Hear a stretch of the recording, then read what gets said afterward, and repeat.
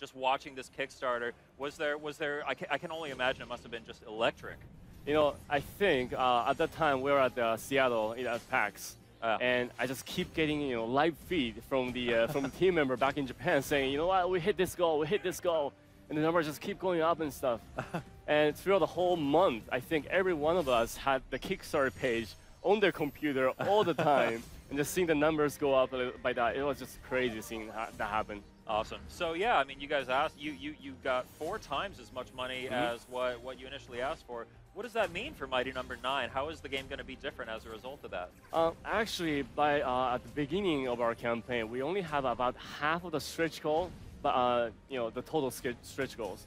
So as we go along, the backers or the community keep asking for new things or new content or even new consoles port for it. So we're like, you know what? These guys are asking for all this stuff. Let's try and make it happen. Oh, cool. So we actually had 10 or 11 hours meeting within the Kickstarter team and just trying to figure out how can we make this happen. And by the end, we have almost double of the stretch goals we actually planned. So crazy stuff. Excellent. So Mighty Number 9, helmed by none other than Keiji Inafune, one of the forefathers of this genre, the side-scrolling shooter genre. He's been doing this for some time. How is Comcept taking that experience, that level of knowledge and skill, and kind of shaping it to create something new and different with Mighty Number 9? Actually, this whole concept came up from Inafune himself, and the action genre it's always been his passion to make. And once we got this whole idea about using Kickstarter to start a new project, he immediately thought, you know what, let's do a 2D side-scroll game with this, and I'll gather some team members that I think it will be perfect for this project, and then Nick handle it. So it was really crazy to hear about that, and we just made it happen somehow. Cool. So obviously Keiji Inafune, legendary in the industry and in the genre, but as a result of the Kickstarter, did that influence his thought process when putting the game together? I don't think so, because he has been always thinking about making a game with the fans together, and this is for him, it's pretty much like dream come true. Yeah. And he's the kind of guy who always saying keep your concept and keep that clear. So you can always, when you get confused or the opinion gets split, you can always come back to that. And in this case, he is the one keeping the concept clear and straightforward. So there's almost like no confusion or nothing along the way of making this game. So that's what happened. So we actually have some gameplay on the screen here. We're watching Mighty Number 9 in action here.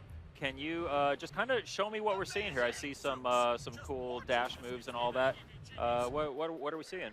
Okay, so basically, in this game, we can summarize the game by saying it's 2D side-scroll game, classical style. But with this game, we added a new feature called Absorption Dash. Okay. What exactly it is? People, players can hurt the enemy a couple times, and the enemies will become unstable.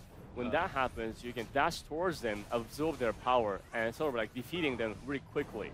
So with this feature, the overall gameplay is really fast-paced, it's really speedy, so to say. And that's exactly what Inafune wanted for this game to be. Fast-paced, speedy, and smooth gameplay. But if you want, you can still play like the old style, stay away from the enemy, shoot until they're defeated style. So it's really up to the players. But the fast gameplay is what we wanted to make. You can play it safe, but then you won't get the high combo counters and all that. So how does that influence the gameplay, getting all these points? By the end of each stage, you will get a results screen, and it will show you every single thing you did in the stage. So how many enemies you absorbed, what's your percentage of absorption, average percentage, and how many times you got hit, what's the damage point it's like. So we will just add everything up by the end, and it will give you a grade. Something for the hardcore players. Something for the hardcore players.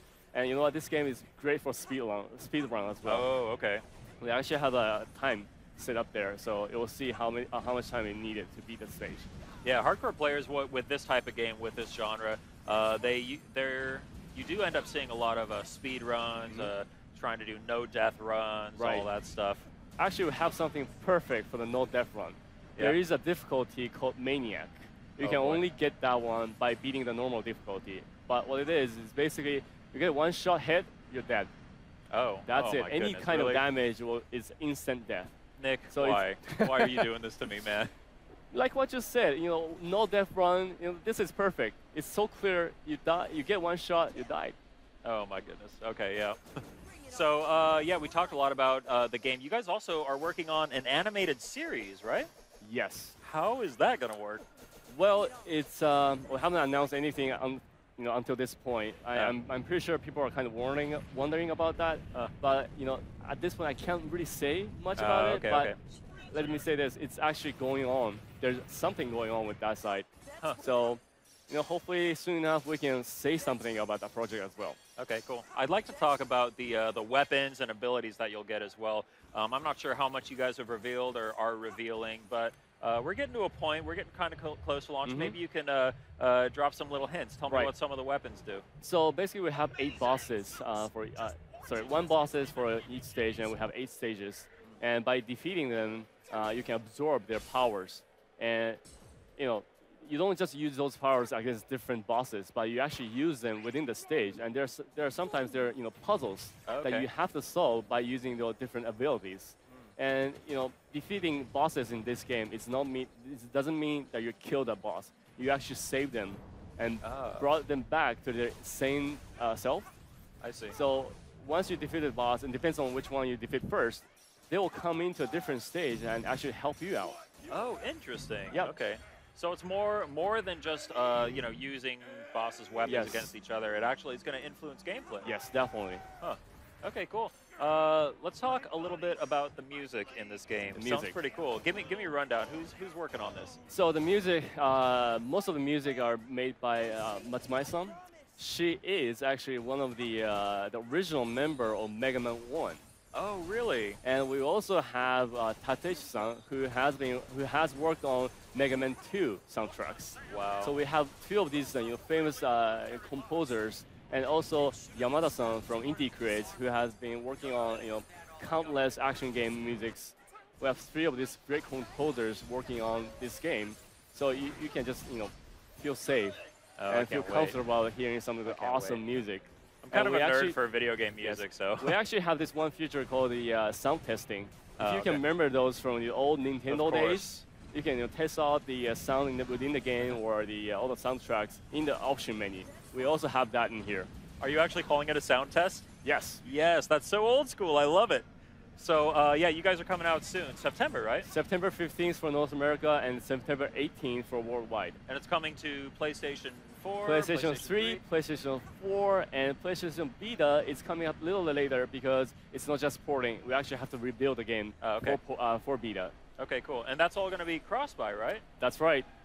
Fantastic. So you buy it once, you get it on all 3 platforms. Yeah, love it. Cool. So we're almost out of time for our segment here, but is there anything that you want to say to PlayStation fans out there? You know, I think the fans have been supporting this game, you know, really great, and we cannot say enough thank you to the fans. And you know, I think we're you know confident to say that this game turned out to be great. We are really confident. I think people will love it, and I just cannot wait for have you guys to play the game and let us know what you think. So thank you for all the support. Nick, thank you very much for joining us.